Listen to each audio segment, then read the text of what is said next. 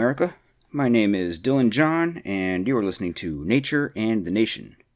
And for today's episode, I will be looking at Reconstruction in Philosophy by John Dewey. So, John Dewey was one of the pragmatists.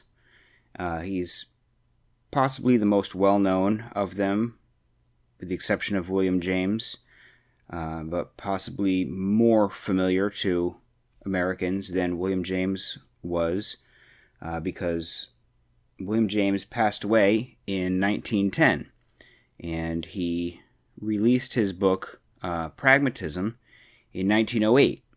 So he only lived for a few years after he put that book out. And so he didn't really have a lot of time to continue to develop his ideas about pragmatism, whereas John Dewey lived to a ripe old age. I think he lived into his 90s, I believe, or at the very least his late 80s. I want to say it was his 90s. He lived to a ripe old age and continued writing for his whole life. So he was writing up into, he passed away in 52, I think. I'll get my numbers all wrong. But he lived for a ripe old age until around the early 50s. So he is more well known. He's got much more books written.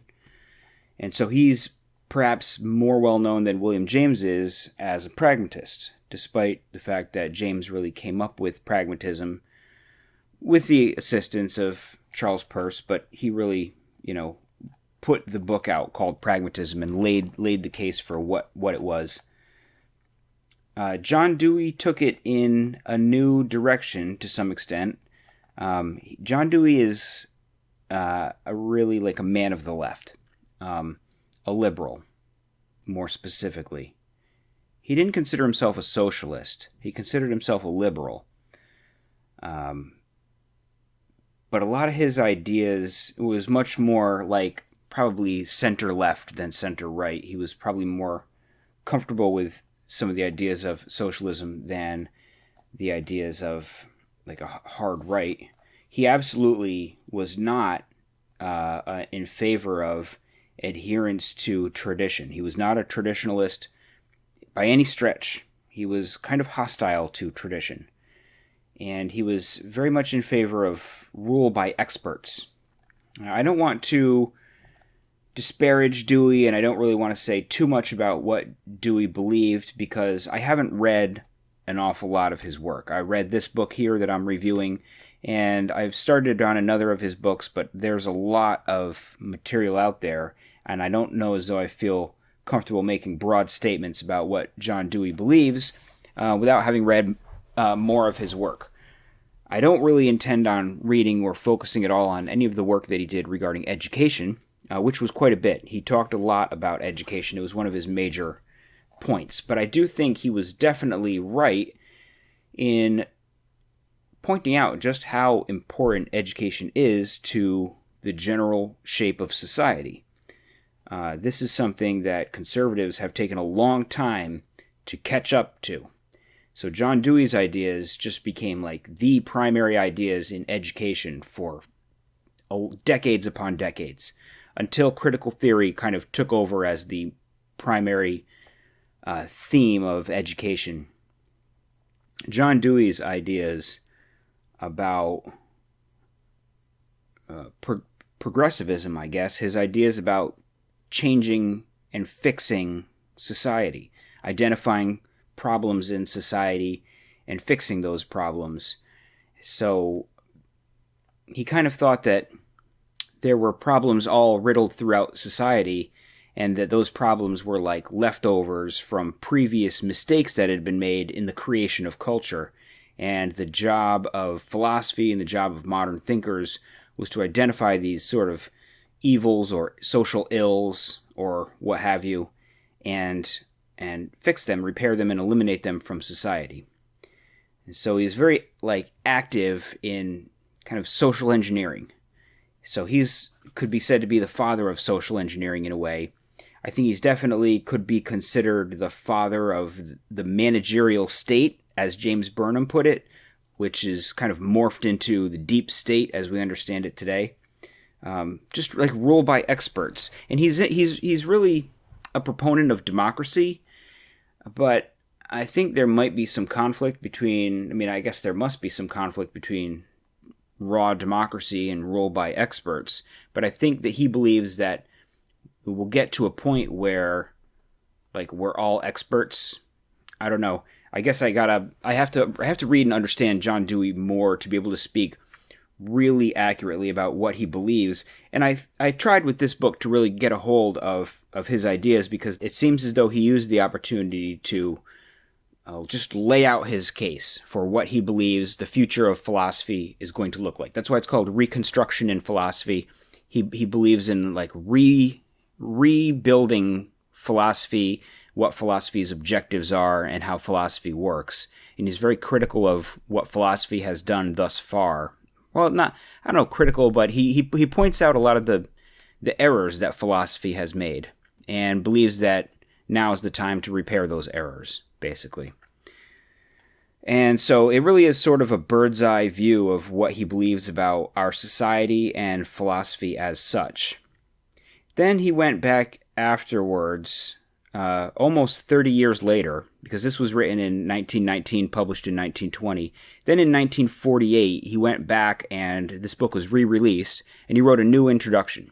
So at this point, it's 1948, nearly 30 years after he wrote the book, only a few years before he passed away.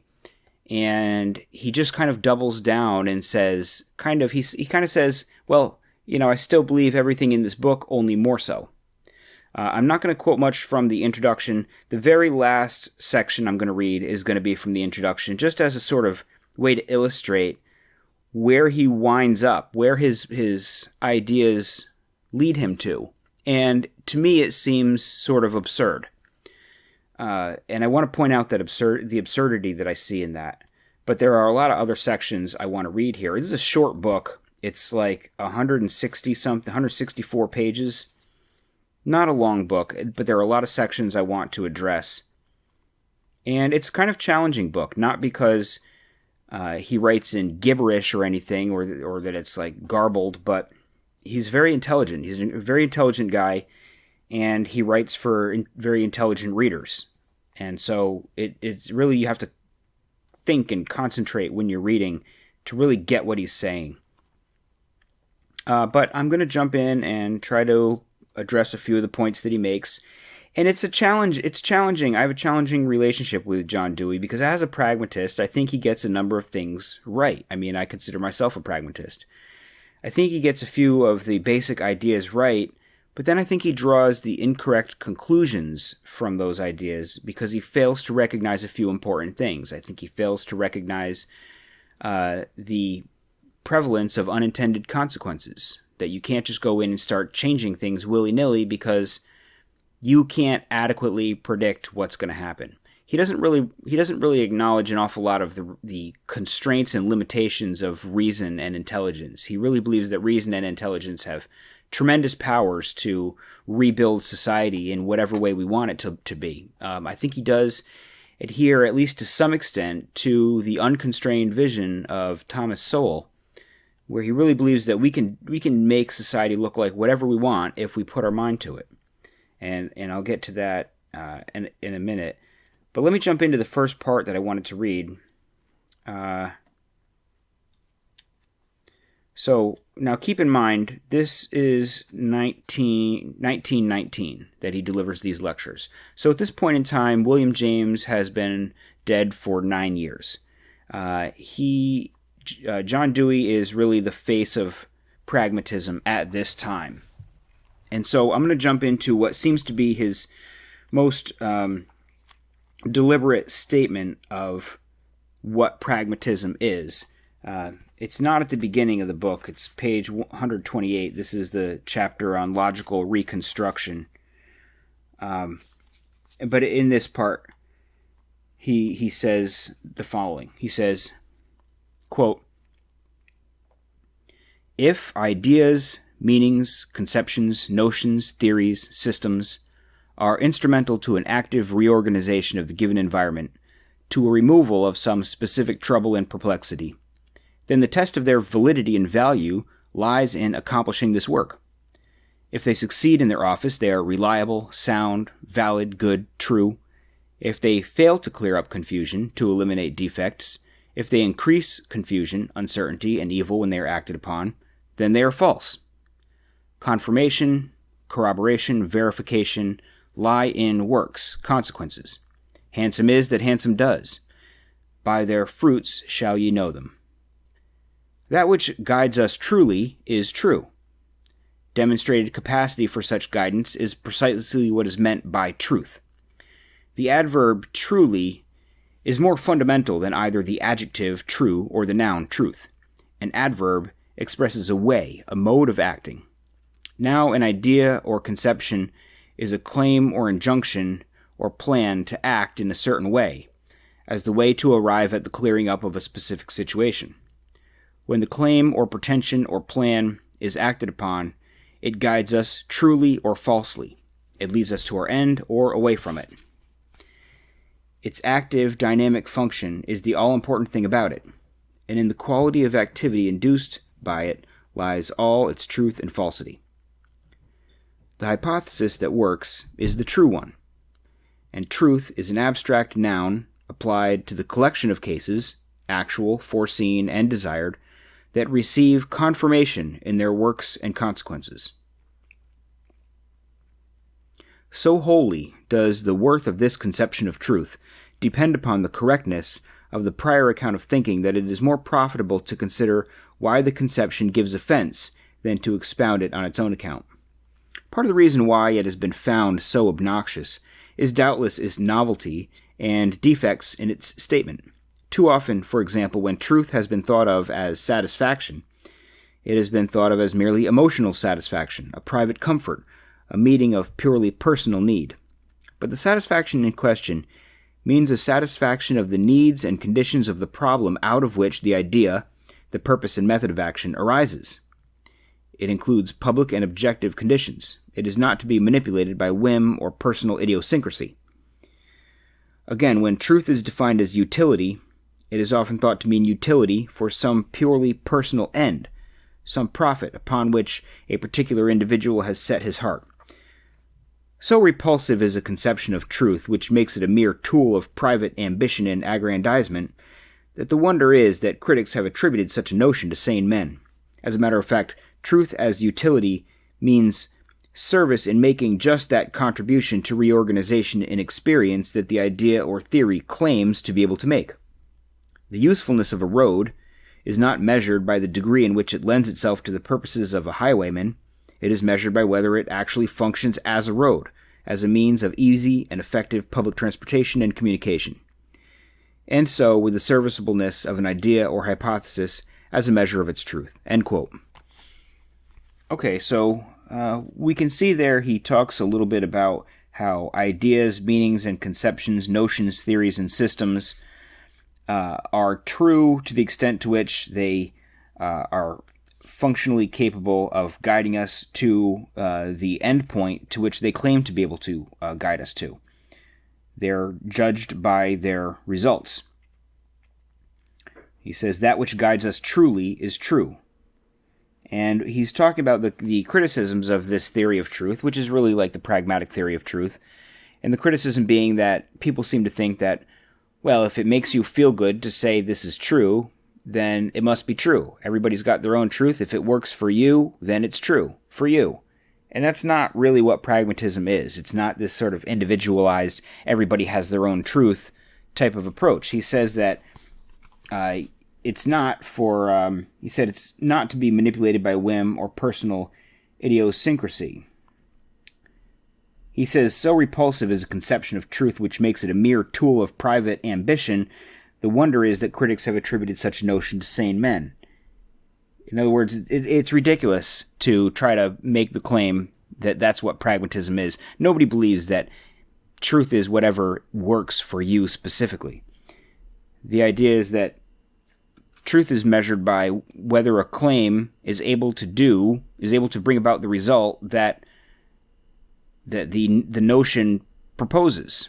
So a road, if a road proposes to be able to get you from one place to another, to be able to get people in general from one place to another to serve these functions of transportation, then you judge the road by its capacity to do that. And you don't judge the road by how well it serves one particular person, and likewise with ideas. So that's just a kind of a rundown of his restatement of the pragmatic principle and the pragmatic focus on consequences. So I'm going to jump back to the beginning. This is chapter 1. And he talks here about memory, and memory, of course, kind of being the fundamental building block of custom and culture. And he just gives what I think is a very strange conception of the origin of culture and the origin of language and the origin of memory and creative imagination.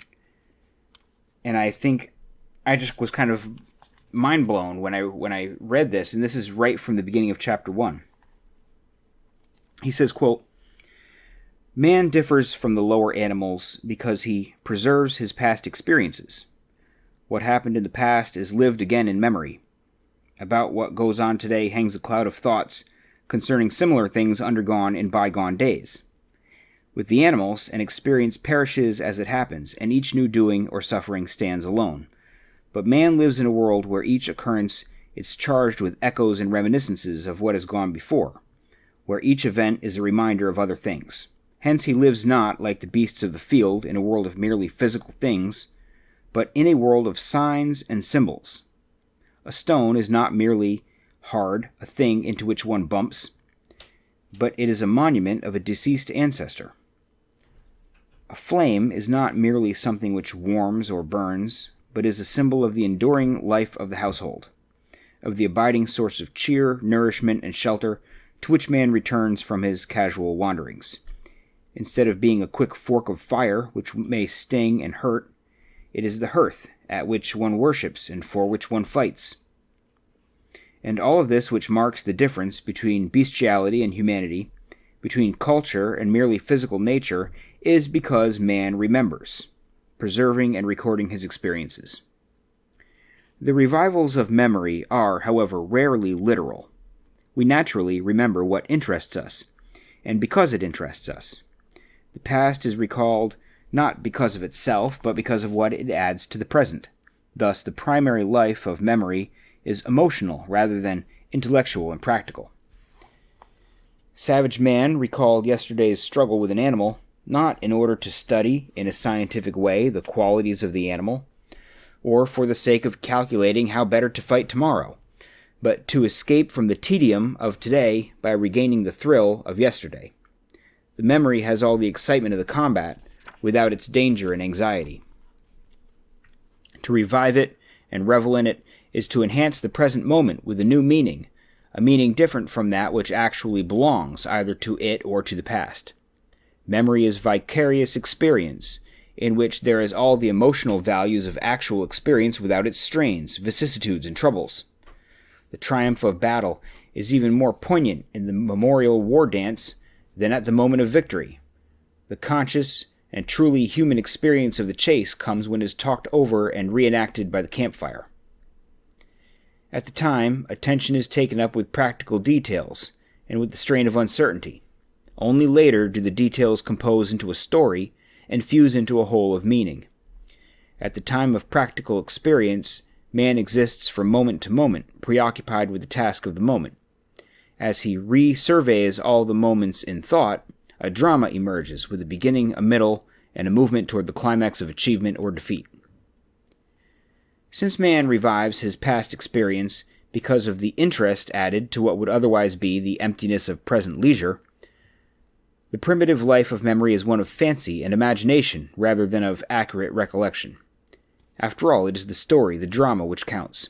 Only those incidents are selected which have a present emotional value, to intensify the present tale as it is rehearsed in imagination or told to an admiring listener. What does not add to the thrill of combat or contribute to the goal of success or failure is dropped. Incidents are rearranged till they fit into the temper of the tale. Thus, early man, when left to himself, when not actually engaged in the struggle for existence, lived in a world of memories, which was a world of suggestions. A suggestion differs from a recollection in that no attempt is made to test its correctness. its correctness is a matter of relative indifference. The cloud suggests a camel or a man's face. It could not suggest these things unless sometime there had been an actual, literal experience of camel and face. But the real likeness is of no account. The main thing is the emotional interest in tracing the camel or following the fortunes of the face as it forms and dissolves. Students of the primitive history of mankind tell of the enormous part played by animal tales, myths, and cults. Sometimes a mystery is made out of this historical fact, as if it indicated that primitive man was moved by a different psychology from that which now animates humanity. But the explanation is, I think, simple. Until agriculture and the higher industrial arts were developed, long periods of empty leisure alternated with comparatively short periods of energy put forth to secure food or safety from attack. Because of our own habits, we tend to think of people as busy or occupied, if not with doing, at least with thinking and planning. But then men were busy only when engaged in the hunt, or fishing, or fighting expedition. Yet the mind, when awake, must have some filling. It cannot remain literally vacant because the body is idle. And what thoughts should crowd into the human mind except experiences with animals, experiences transformed under the influence of dramatic interest to make more vivid and coherent the events typical of the chase? As men in fancy dramatically relived the interesting parts of their actual lives, animals inevitably became themselves dramatized. End quote. So it seems kind of like he's saying here that memory, language, the development of symbols, all just sort of occurred because primitive people were bored and they needed to amuse themselves. And so they amused themselves with memories. I find that a little hard to believe because if you consider that memory and language making are to some extent hardwired into our brains, then there must have been an evolutionarily adaptive quality to these activities. That we wouldn't have developed biological traits simply because we were bored. They served a function. They helped us survive. We developed all of these things because they helped us survive, because they assisted us, not just because they kept us occupied when we were bored because we had so much free time when we were primitive people. I don't find any of that to be particularly believable. So I was a little bit surprised that he put it that way. But I think it goes to show a sort of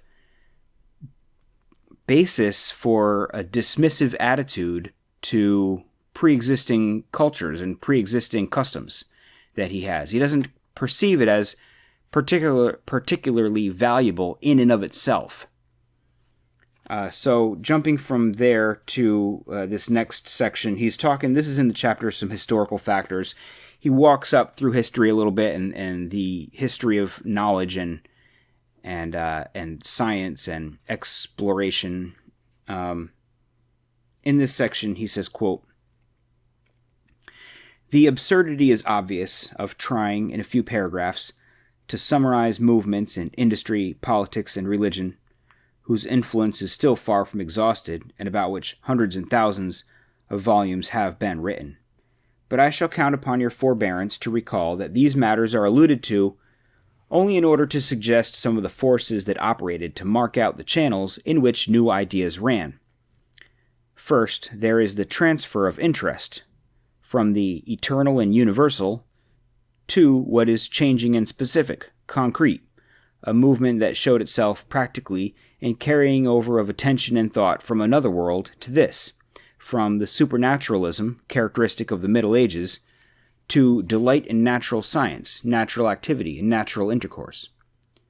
Secondly, there is the gradual decay of the authority of fixed institutions and class distinctions and relations, and a growing belief in the power of individual minds, guided by methods of observation, experiment, and reflection, to attain the truths needed for the guidance of life.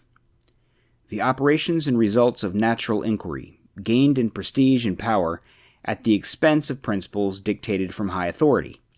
Consequently, principles and alleged truths are judged more and more by criteria of their origin in experience, and their consequences of weal and woe in experience, and less by criteria of sublime origin from beyond everyday experience and independent of fruits and experience. It is no longer enough for a principle to be elevated, noble, universal, and hallowed by time. It must present its birth certificate. It must show under just what conditions of human experience it was generated, and it must justify itself by its works, present and potential.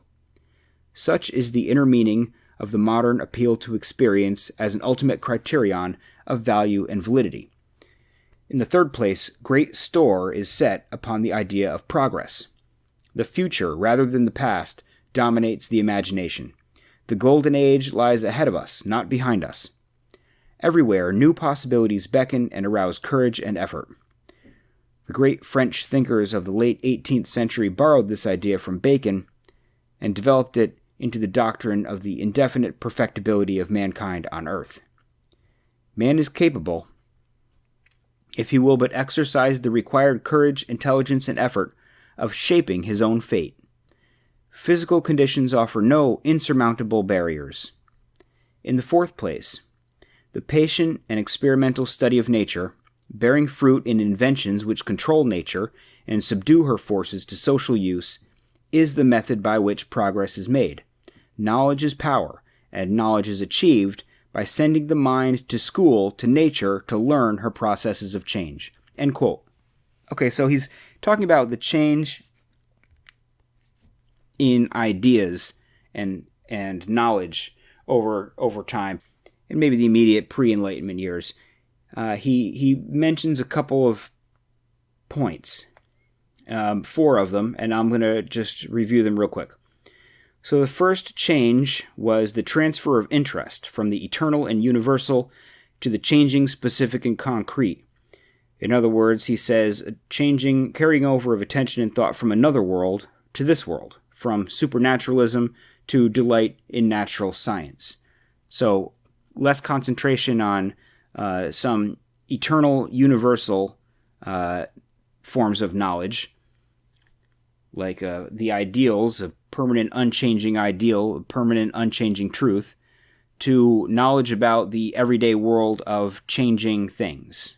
Okay? So it's a focus away from something else into this world and into a study of nature. The second change that he points out is that principles and alleged truths are judged by the criteria of their origin in experience and their consequences of weal and woe in experience. So they're judged by how we experience, how humans experience, where the ideas came from, and what effect they have in the world. And they're not judged by criteria of sublime origin from beyond everyday experience. So the criteria by which we evaluate these ideas, they're evaluated more consequentially. So he's kind of saying that the rise of the scientific process is sort of a rise in a pragmatic way of looking at reality, judging everything by how we experience the changes that an idea brings about. The third point that he mentions, great store is set upon the idea of progress. The future, rather than the past, dominates the imagination. The golden age lies ahead of us and not behind us.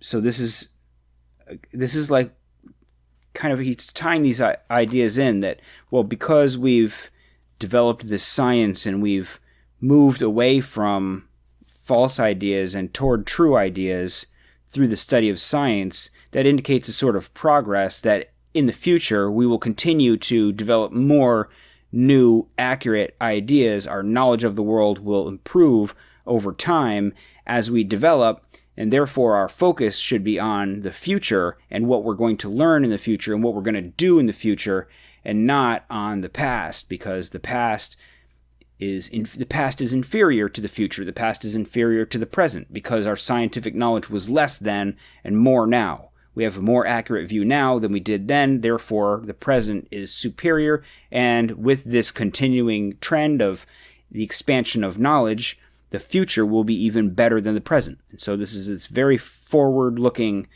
concept. And then the fourth the fourth point that he makes, he says, before I mention the fourth point, he does say the great French thinkers of the late 18th century, so this is like Enlightenment thinkers, late Enlightenment thinkers, were talking about and developed the doctrine of the indefinite perfectibility of mankind on earth. Man is capable, if he will but exercise the required courage, intelligence, and effort, of shaping his own fate. Physical conditions offer no insurmountable barriers. That is the unconstrained vision. There's no physical constraints to what we're capable of doing. This is the total domination of science over nature. Whatever we want the world to be like, we can make it that way. Whatever we want ourselves to be like, we can make ourselves that way, given adequate science. So not only is it a rejection of past cultures and past ways of knowing and past ideas, but it's a rejection of nature as given. It's a rejection of the way we find ourselves in the world as being flawed. If it's not what we want it to be, if we're not what we want to be completely, with complete control over ourselves and complete control over our environment, then we are constrained and we are facing barriers that science can and should overcome. All right, so it's definitely the unconstrained vision. But then in the fourth thing that he says is pretty simple, but he just says the patient and experimental study of nature is the method by which progress is made. So that he's just saying that the whole mechanism by which we will move into the future, into what we want to become, will be the study of nature and the application of this study, aka science and technology. So that's his idea about the changes that have been ongoing, and he really traces this back to the beginning of philosophy, where the first steps, where we began to step away from custom and tradition as sources of knowledge, with Socrates and Plato, began looking at reason and rationality as the basis for our decision-making. And it's been this long, ongoing process from Socrates to like the present moment and beyond of advancing reason and rationality as our decision-making tools and our methods of knowing the world, and the continuing reduction and greater irrelevance of memory, custom, culture, tradition, and even instinct. So, moving right along from there, he's got a few spots where he talks about classification, how we classify different things in the world. And in this section, he says, quote, "Classic thought accepted a feudally arranged order of classes or kinds, each holding from a superior, and in turn giving the rule of conduct and service to an inferior. This trait reflects and parallels most closely the social situation we were considering in the last lecture. We have a fairly definite notion of society as organized upon the feudal basis. The family principle, the principle of kinship, is strong, and especially is this true as we ascend in the social scale. At the lower end, individuals may be lost more or less in the mass. Since all parts of the common herd, there is nothing special to distinguish their birth. But among the privileged and ruling class, the case is quite different. The tie of kinship at once marks a group off externally and gives it distinction, and internally holds all its members together. Kinship, kind, class, genus are synonymous terms, starting from social and concrete facts and going to the technical and abstract. For kinship is a sign of a common nature, of something universal and permanent running through all particular individuals and giving them a real and objective unity. Because such and such persons are kin, they are really, and not merely conventionally, marked off into a class having something unique about it. All contemporary members are bound into an objective unity, which includes ancestors and descendants, and excludes all who belong to another kin or kind. Assuredly, this parceling out of the world into separate kinds, each having its qualitatively distinct nature in contrast with other species, binding numerically distinct individuals together and preventing their diversities from exceeding fixed bounds, may, without exaggeration, be called a projection of the family principle into the world at large. In a feudally organized society, moreover, each kinship group or species occupies a definite place. It is marked by the possession of a specific rank, higher or lower with respect to other grades. This position confers upon it certain privileges, enabling it to enforce certain claims upon those lower in the scale, and entailing upon it certain services and homage to be rendered to superiors. The relationship of causation, so to speak, is up and down. Influence, power, proceeds from above to below. The activities of the inferior are performed with respect, quite literally, to what is above. Action and reaction are far from being equal and in opposite directions. All action is of one sort, of the nature of lordship, and proceeds from the higher to the lower. Reaction is of the nature of subjection and deference and proceeds from lower to higher.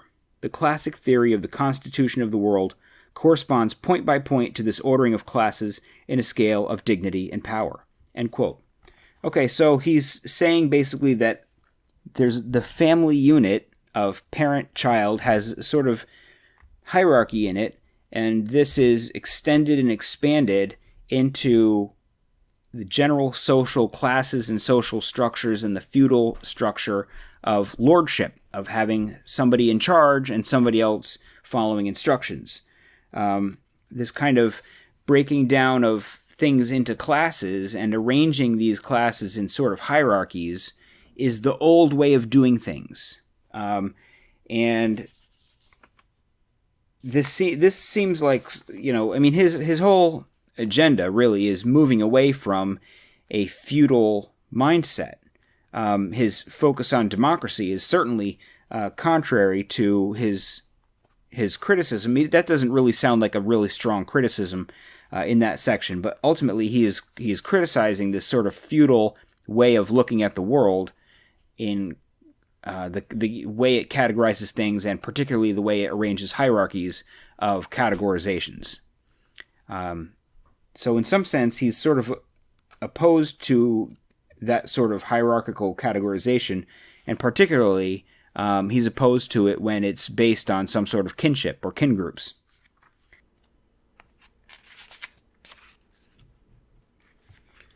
Okay, so moving on from there, I want to get to this point here where he talks about this reconstruction in philosophy. He's kind of making his point here about how philosophy itself needs to change. It needs to become more pragmatic and more connected to the natural physical world, stepping further and further away from the realm of the ideal. And so in this section he says, quote, "The change from knowledge in philosophy as contemplative to operative does not mean the lowering in dignity of philosophy from a lofty plane to one of gross utilitarianism.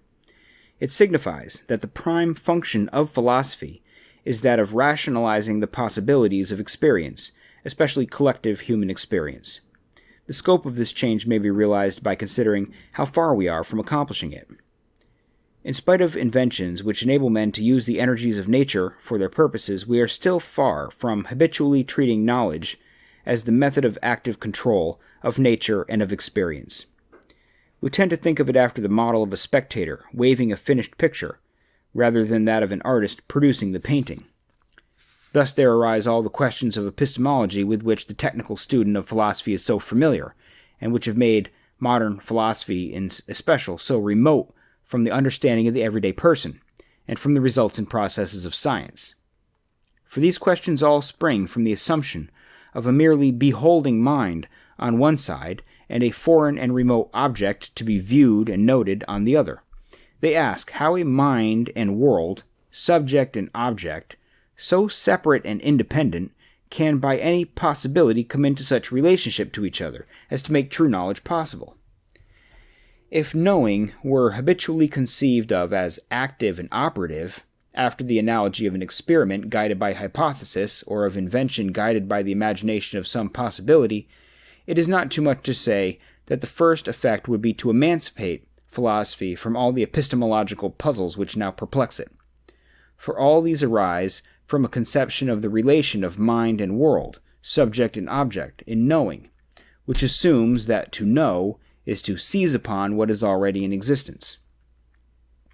Modern philosophic thought has been so preoccupied with these puzzles of epistemology and the disputes between realist and idealist, between phenomenalist and absolutist, that many students are at a loss to know what would be left for philosophy if there were removed both the metaphysical task of distinguishing between the noumenal and phenomenal worlds and the epistemological task of telling how a separate subject can know an independent object. But would not the elimination of these traditional problems permit philosophy to devote itself to a more fruitful and more needed task? Would it not encourage philosophy to face the great social and moral defects and troubles from which humanity suffers, to concentrate its attention upon clearing up the causes and exact nature of these evils, and upon developing a clear idea of better social possibilities? In short, upon projecting an idea or ideal which, instead of expressing the notion of another world, or some faraway, unrealizable goal, would be used as a method of understanding and rectifying specific social ills. That is a vague statement, but note, in the first place, that such a conception of the proper province of philosophy, where it is released from vain metaphysics and idle epistemology, is in line with the origin of philosophy sketched in the first lecture. And in the second place, note how contemporary society, the world over, is in need of more general and fundamental enlightenment and guidance than it now possesses. I have tried to show that a radical change of the conception of knowledge from contemplative to active is the inevitable result of the way in which inquiry and invention are now conducted. But in claiming this, it must also be conceded, or rather asserted, that so far the change has influenced, for the most part, only the technical side of human life. The sciences have created new industrial arts. Man's physical command of natural energies has been indefinitely multiplied. There is control of the sources of material wealth and prosperity. What would once have been miracles are now daily performed, with steam and coal and electricity and air, and with the human body. But there are few persons optimistic enough to declare that any similar command of the forces which control man's social and moral welfare has been achieved. Where is the moral progress that corresponds to our economic accomplishments?" End quote. Okay, so that I think is a fairly important section. He's saying, like in the end there, he's saying that, well, our change in philosophy and our change in knowledge, our change in the conception of knowledge, moving away from the ideal realm and into the real realm, away from the contemplative and into the active, has resulted in all of these technological advances in our daily lives, and yet where are the corresponding changes that have arisen in our moral lives and our moral conceptions and our social conceptions? Well, in a sense, he's really advocating for a deeply scientific approach to morals and society, and a kind of complete reconstruction of human society and a complete reconstruction of our moral conceptions, away from tradition, away from custom, and just to be totally analyzed and redeveloped according to scientific rational principles. So that, I think, is kind of a perhaps hubristic approach, perhaps dangerous approach. I kind of have this idea that I share. Maybe I got this idea from Jordan Peterson, or maybe I came up with it and he confirmed it. I really don't remember, but the principle here is how much easier it is to destroy things than it is to build them. You should be kind of careful when you start getting into the shape of society and the shape of human morals with the idea that you're just going to dismantle things and rebuild them in a better form. That's just the sort of thing that you need to be careful of, because you need to be aware of unintended consequences. And that's where Dewey just never seems to represent any awareness. He never seems to acknowledge that there's unintended consequences to like trying to rebuild everything, to looking at everything as flawed and needing to be rebuilt, needing to be remade. And there's this part in here where he says, would not the elimination of these traditional problems, by which he means like epistemology and the traditional sort of, perhaps admittedly somewhat ridiculous premises that constitute much of philosophical discussion, he says, would not the elimination of these traditional problems permit philosophy to devote itself to a more fruitful and more needed task? Would it not encourage philosophy to face the great social and moral defects and troubles from which humanity suffers, to concentrate its attention upon clearing up the causes and exact nature of these evils, and upon developing a clear idea of better social possibilities? In short, upon projecting an idea or ideal which, instead of expressing the notion of another world or some faraway unrealizable goal, would be used as a method of understanding and rectifying specific social ills. And this is, I think, where, in my opinion, and in my reading and understanding of John Dewey, there's a huge gaping hole, because he doesn't really ever say how it is that we know what social ills are. What is wrong? What he says, there's the great social and moral defects and troubles from which humanity suffers. So it seems like his objective is sort of to eliminate human suffering, to find all of the areas where, social ills. Well, first of all, what is a social ill? What does that even mean? Some method by which, or some scenario by which some component of society suffers. He seems to think that all suffering, all struggle, and that probably includes a whole bunch of other things, like all hierarchy, he would probably view as a sort of social ill. You have to have a better criteria for how you define what a social ill is, what these evils are, what makes them evils, what makes them social ills, what is the objective that we're moving toward. And he kind of creates this circular logic where he basically says that what we're aiming for is a purely rational, scientific world. So the moral virtues are those virtues that get us closer to a purely rational world. We want to. And so that's kind of how he's judging things. Like the social ills are included in those are the various ways in which we are not completely scientific. And we're going to use science to fix our morals to be more scientific. But there's never an explanation really as to why. What is the core problem that needs to be fixed? It seems as though that core problem is human suffering. But I think that there's a very important distinction that needs to be made here. And that's like I could illustrate in the following way. Like, let's say I'm hungry. So if I'm hungry, I'm going to take an action in order to alleviate my hunger. My hunger feels to me like a problem. And so I'm going to cook food, I'm going to go to the store, I'm going to do something to alleviate my hunger. Then I might also say, well, not only do I want to be not hungry in this moment, but I don't want to be hungry later. I don't want to be hungry tomorrow. I don't want to be hungry next week. So then I start engaging in activities that are going to not only alleviate my immediate hunger, but are going to put me in a scenario whereby I can expect alleviation of my hunger in general.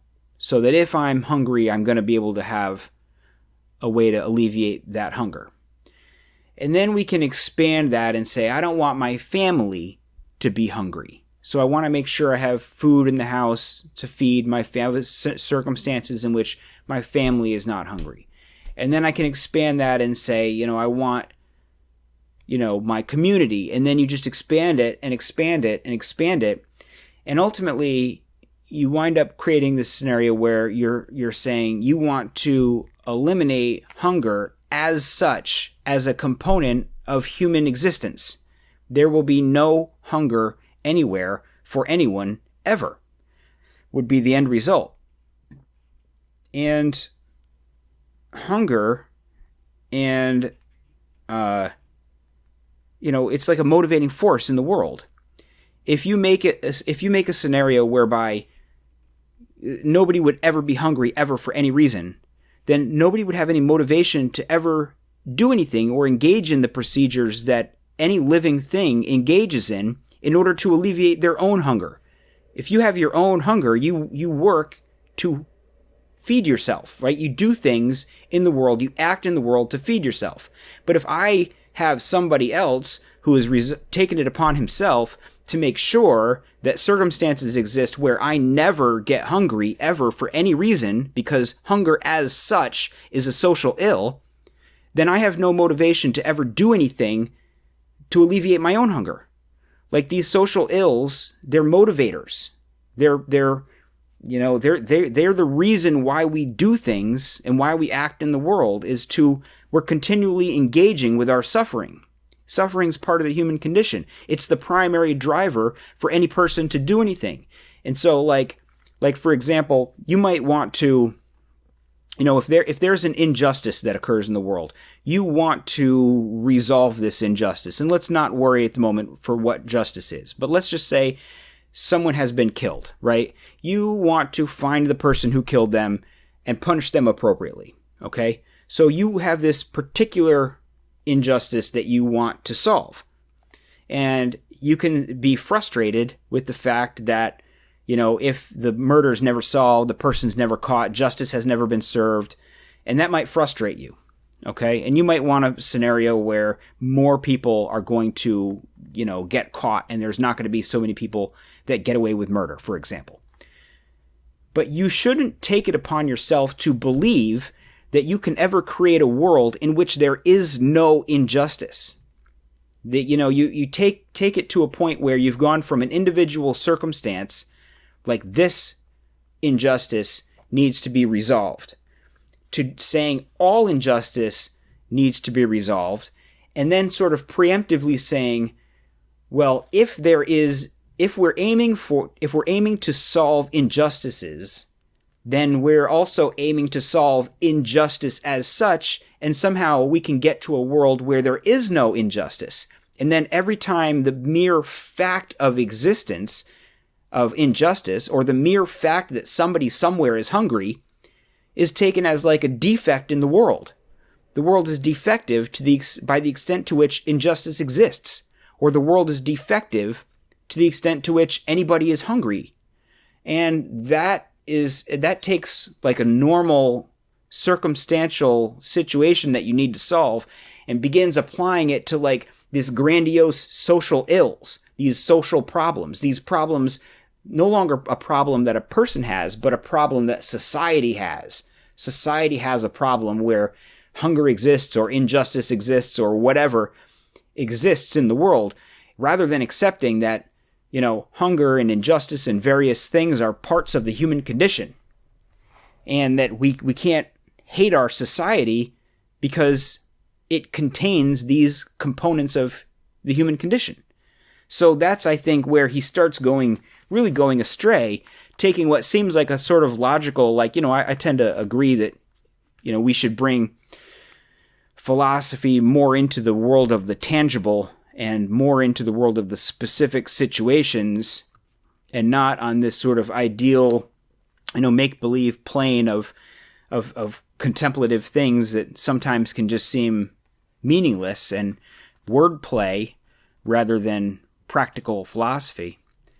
But he kind of takes it too far, and not even takes it too far, but like reintroduces these ideals, these objectives of eliminating social ills, using philosophy to eliminate social ills. And if you believe that you can make the world whatever you want it to be with enough application of science, and then you think that you're going to make the world a place where there is no more social ills, and you're going to use science to get there, I mean, you could create a really screwed up world if you're not careful, and if you don't consider the fact that there's going to be unintended consequences to the various things that you do. Though you might feel like you're fixing one problem while creating three more that you didn't really acknowledge, especially if you take the scientific process and you put it up on a pedestal as if it has the capacity to solve every problem.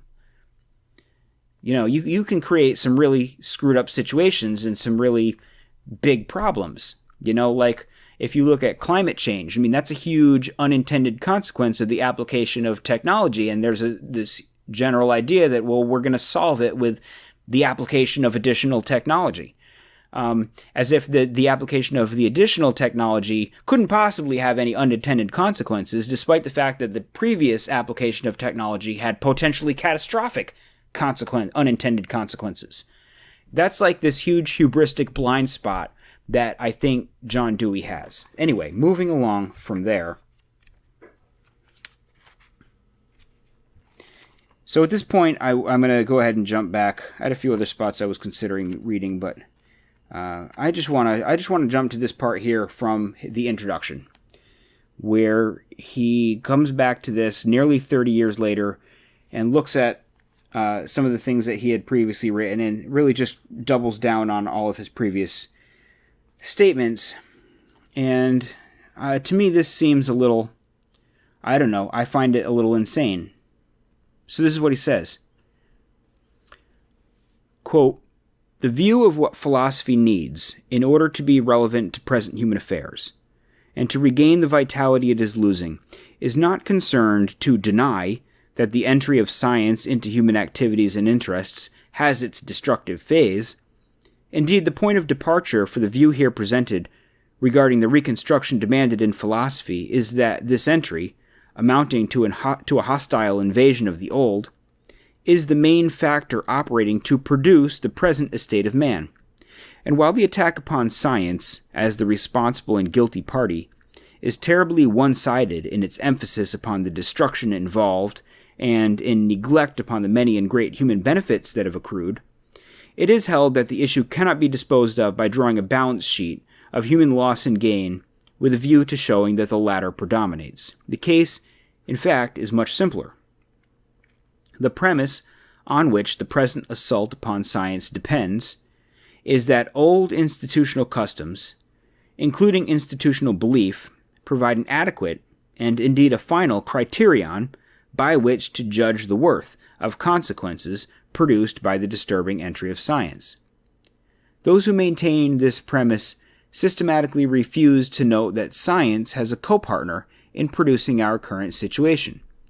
It only takes an eye single to the facts to observe that science, instead of operating alone and in a void, works within an institutional state of affairs, developed in pre-scientific days, one which is not modified by scientific inquiry into the moral principles that were then formed and were presumably appropriate to it.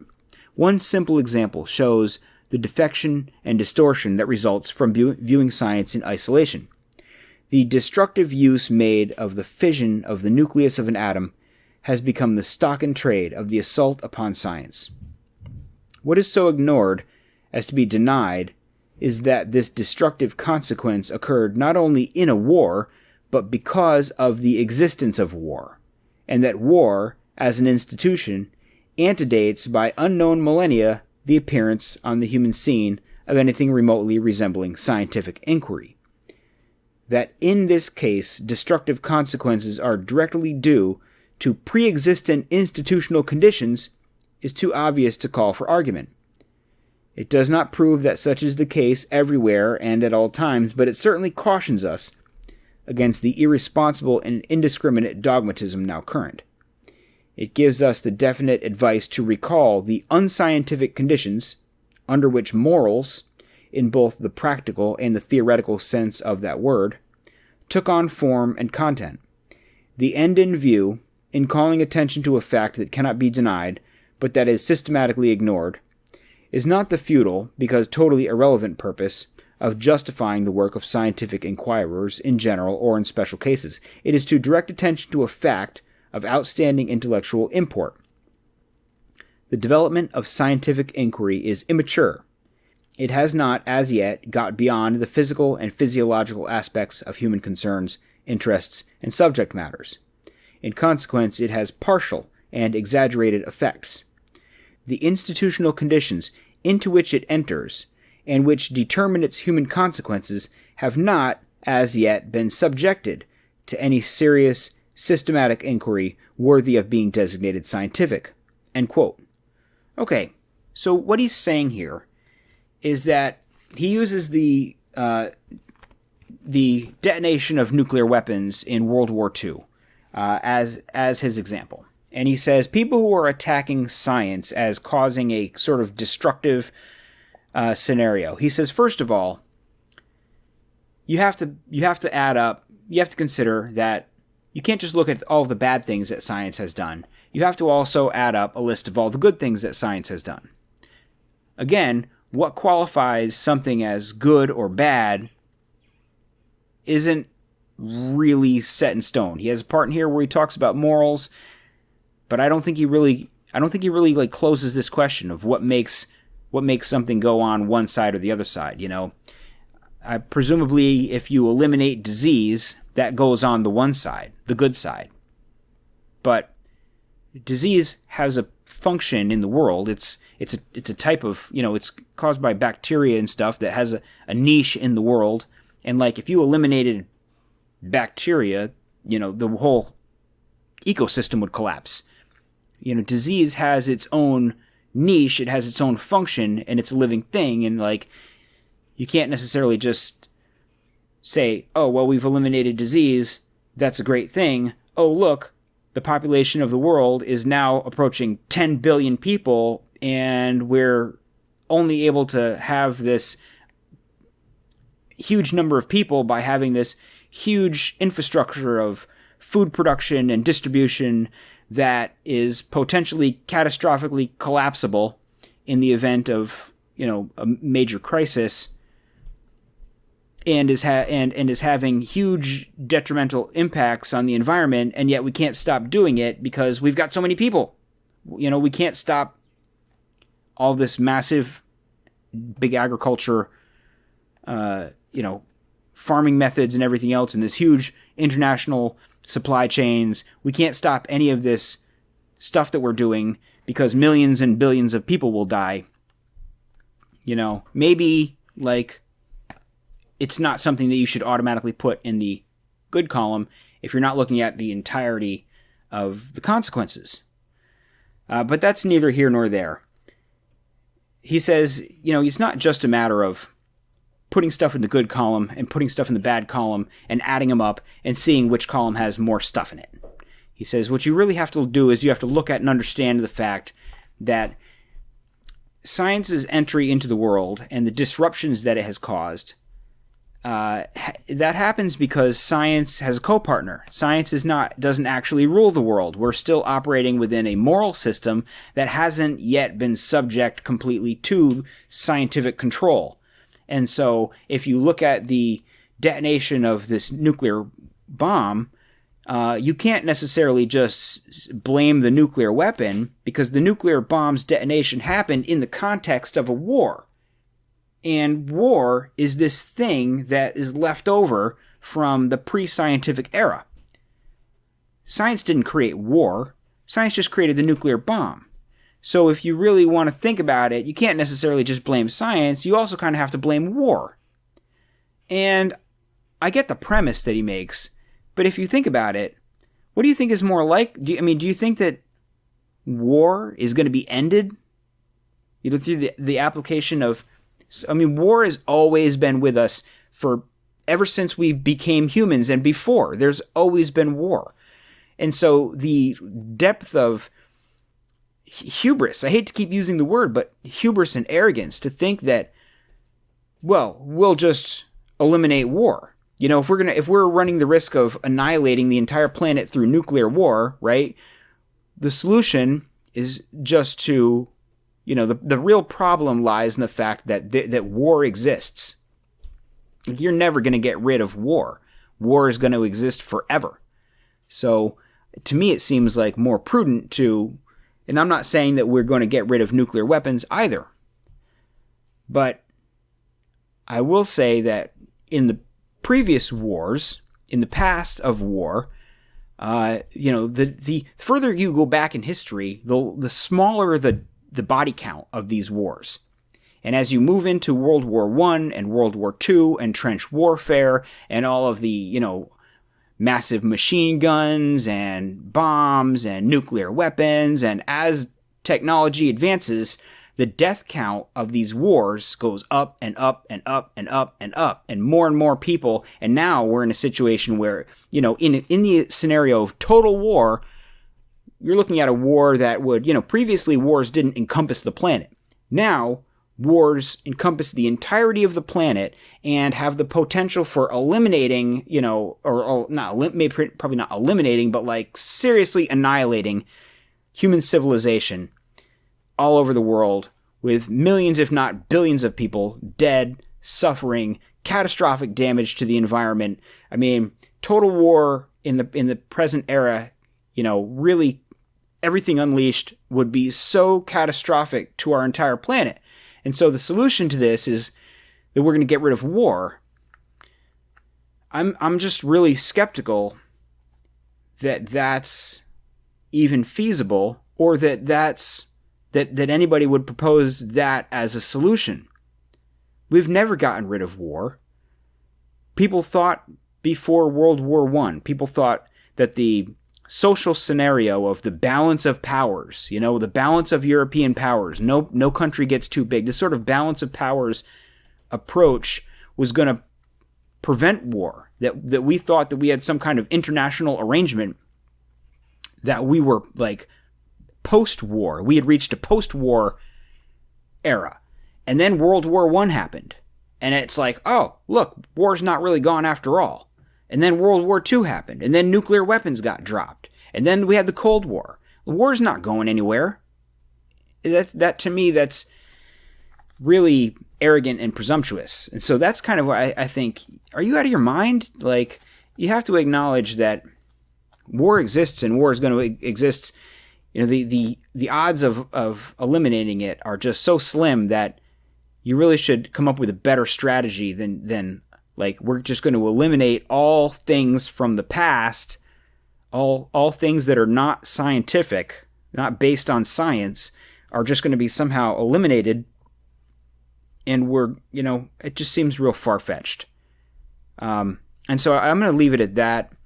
I'm going to be looking more into pragmatism, and what I also want to do in some future episodes is I want to see, John Dewey really picked up the mantle from William James and carried pragmatism forward into a direction that I'm fairly skeptical of.